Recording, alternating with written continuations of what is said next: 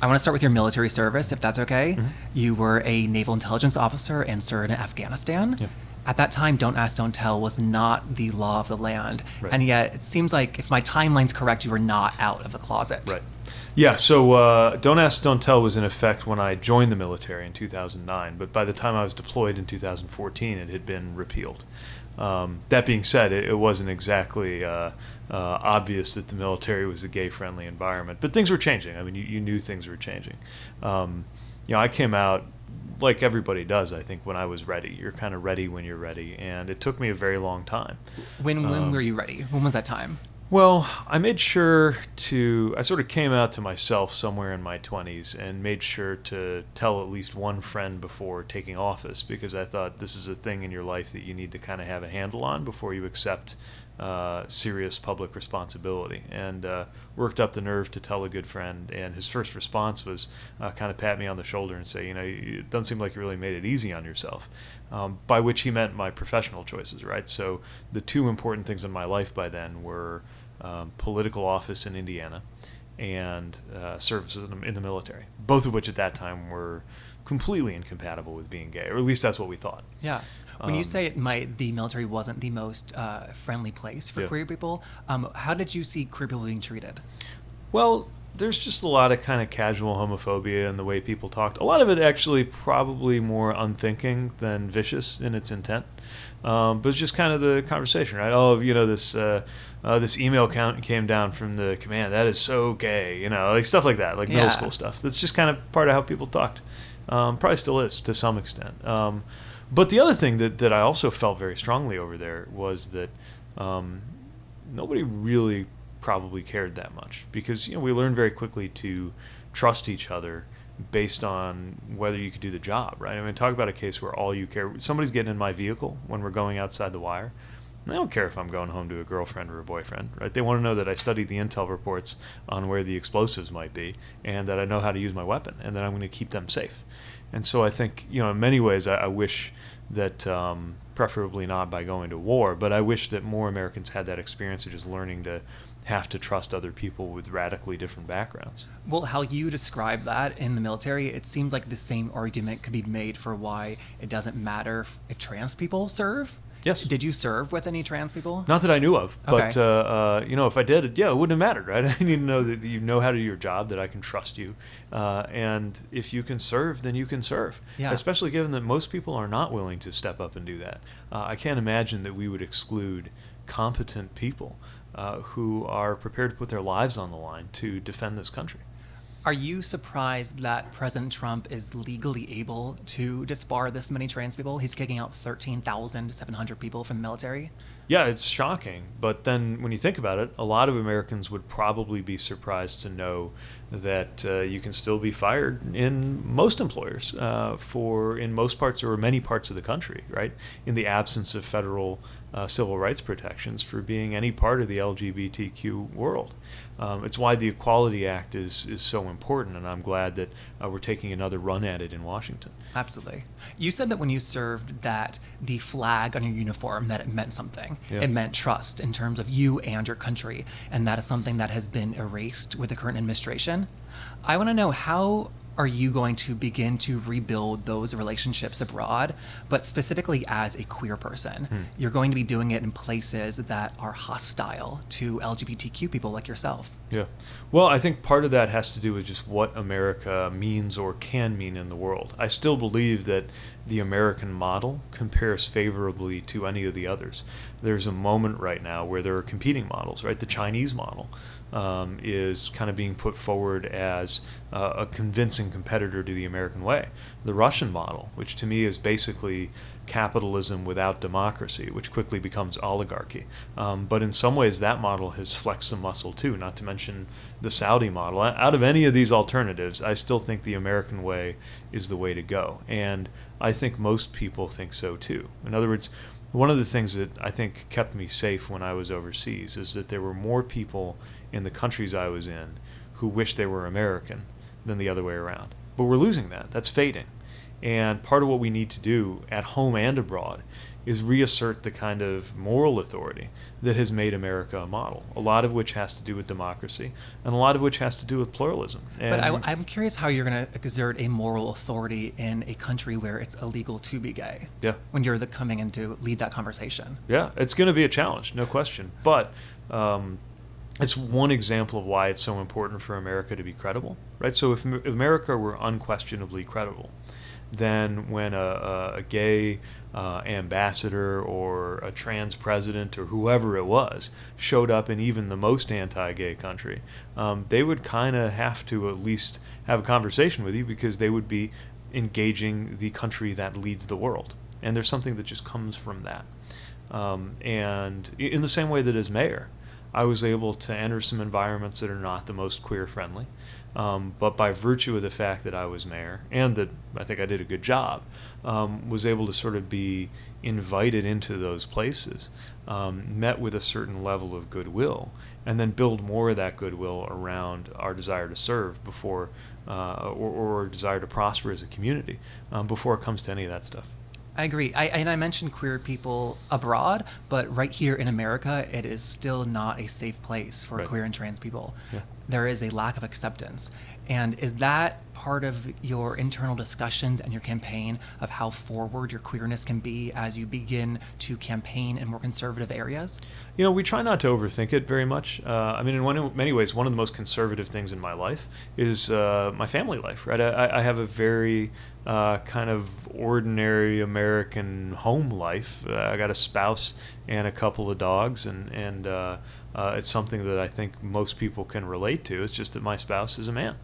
And so I think there's actually an opportunity by, in a way, inviting people to treat us like they would any other couple, kind of the way we have in South Bend, and just see what happens, that more people than not will respond that way. Because I find, and this is true of a lot of out groups, that we're just worse to people when we regard them as a category than when we encounter them as people.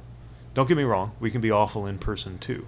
But on average, for the most part, I think it's harder to hate from up close. And when people engage you as human beings first, and then realize that you're part of some category that's been othered or some category they've been taught not to like, it puts them in the mode of questioning where they were coming from, just as much or more than it puts them in the mode of questioning you. Totally, and I agree with that. Although, as a personal example, I am from the South, and I don't know if I would feel comfortable holding hands with my partner walking down the street. To be clear, I don't have a partner. We can talk about that later. I've seen your wedding photos. You have some very attractive friends. So, but very seriously, if I was working for your staff, I would have to question, is it okay for Pete to kiss his husband at this campaign rally? Right. Yeah, I mean, these questions were raised when I was in my re-election campaign, too, because I came out during the re-elect. That was just the moment I hit in my life when I was like, all right, I got to do this so I can start having a personal life. And, Mike Pence was still governor then, and I was on the ballot.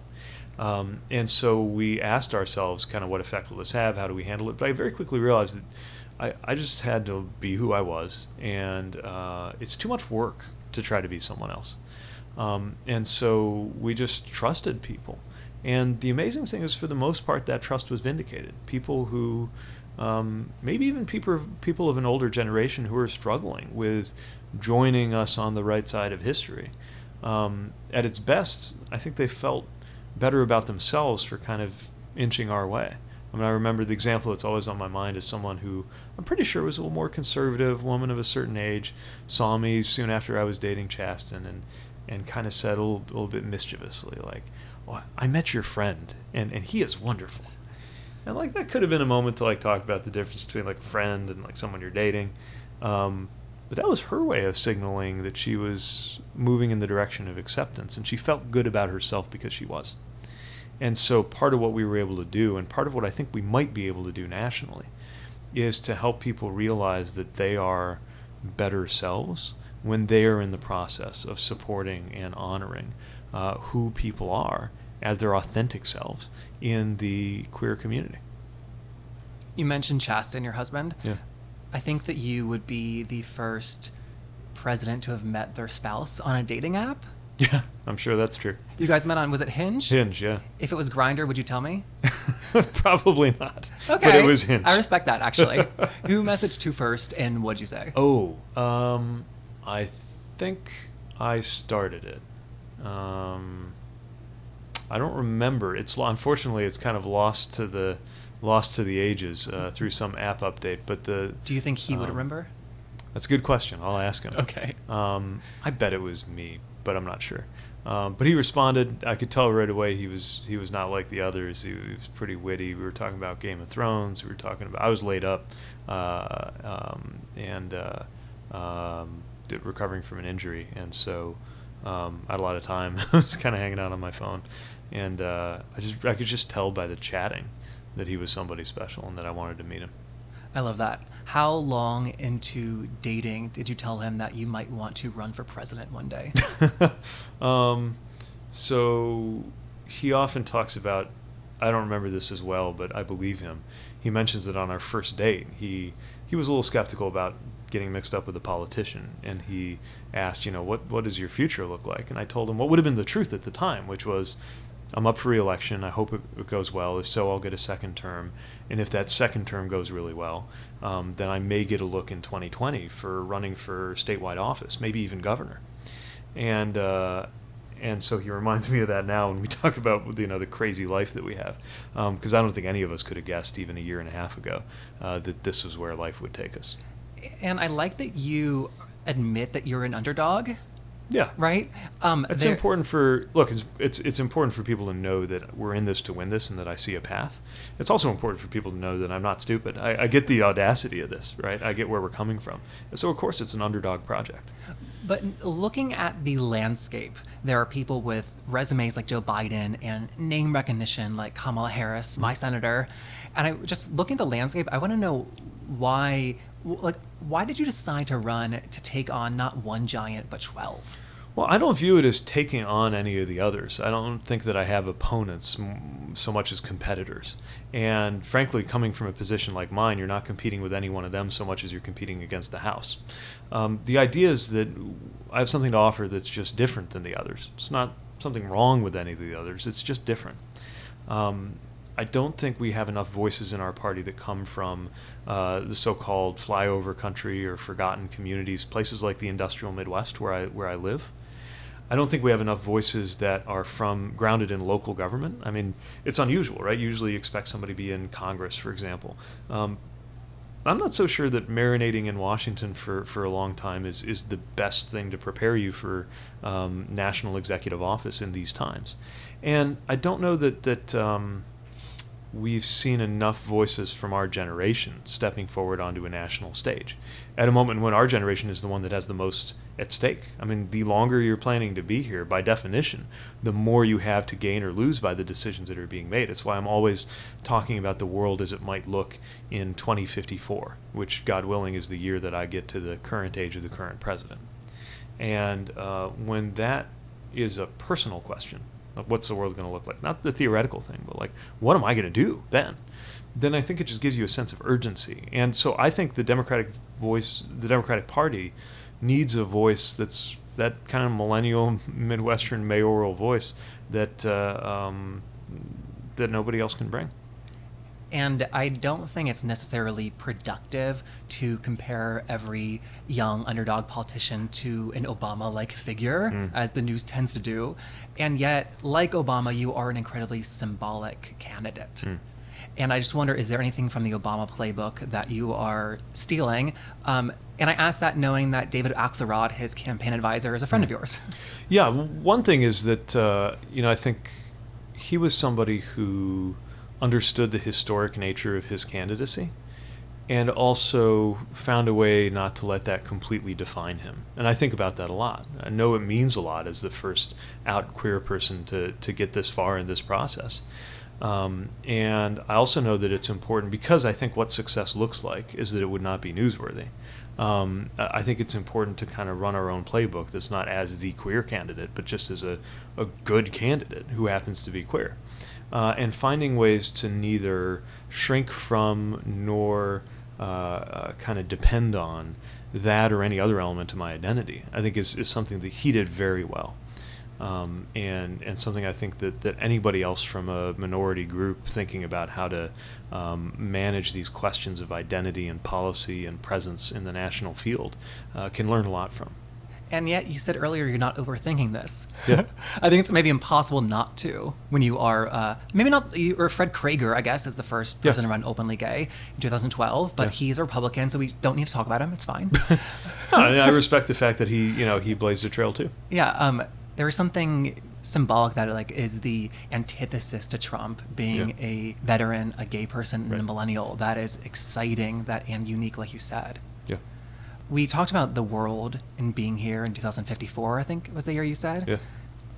One of my biggest concerns, besides like queer and trans rights, is global warming. And I think I speak for a lot of millennials in saying that.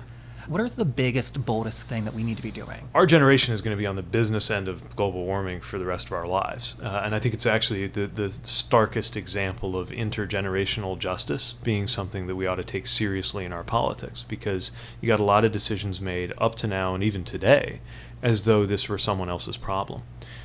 So I'll tell you substantively in a minute some of the things I think would help. But politically, one of the things I think we need to do is just change the imagery and the vocabulary around climate change. So one thing I think a lot about is what if you close your eyes and picture the cable news B-roll, when there's a story on climate change, what are you going to see? It's probably chunks of ice in the Arctic, maybe a polar bear, and I'm trying to shift that to our neighborhoods. So my mental B-roll for climate change is Frederickson Street in South Bend the night of a historic flood. It was a 1,000-year rainfall that came to us one August night. And I was with this family trying to figure out what they're going to do because their home had been destroyed, or at least was uninhabitable, the day before the first day of school. And I thought to myself, this is climate change. That was a 1,000-year rainfall, and 18 months later, we had a 500-year river flood. So these changes are upon us, and it's true when parts of California catch fire, and it's true when Florida cities are dealing with sea level rise. It's one of the reasons why I think the Green New Deal is the right kind of framework to look at. Admittedly, more of a goal than a plan today. Sure. But it correctly identifies that this is a crisis with the destructive power of a war or a depression. It's upon us. And so we need to mount a commensurate national effort with everything from some kind of carbon pricing. I don't think that it'll work without it. To major R&D investment in renewables. And we need to start today. Yeah. I have to let you go. I have one more question. Yeah. For me, in 2016, I think it shined a mirror up to our country, and it was impossible to ignore how racist and sexist many parts of our country are. Mm-hmm. And knowing that, do you think that our country is capable of voting for a gay man for president? Well, there's definitely a lot of ugliness out there. We've seen it, as you said, especially kind of brought to a head by 2016. But these things need to be tested because the only way we make progress is to have America rise to one of these tests. And so there's a certain amount of personal risk in being part of the test. But the honest answer to your question is that there's only one way to find out. Is now the appropriate time to test it when we're trying to remove this person currently in the office? It's got to be. I mean, if not now, when? We need to put forward something that is completely different, the opposite of what we've got right now. And we can't be afraid of what we are, who we are, or what we believe in. Politics at its best is being who you are in the cause of what you believe. And every time we've tried to do something else, we've regretted it. Every time we've psyched ourselves out by trying to focus on electability rather than what we thought was right for the country, we wound up getting neither. So let's have a conversation about where America needs to go, not just in this election, but in the next era that I think is largely going to be decided based on this election.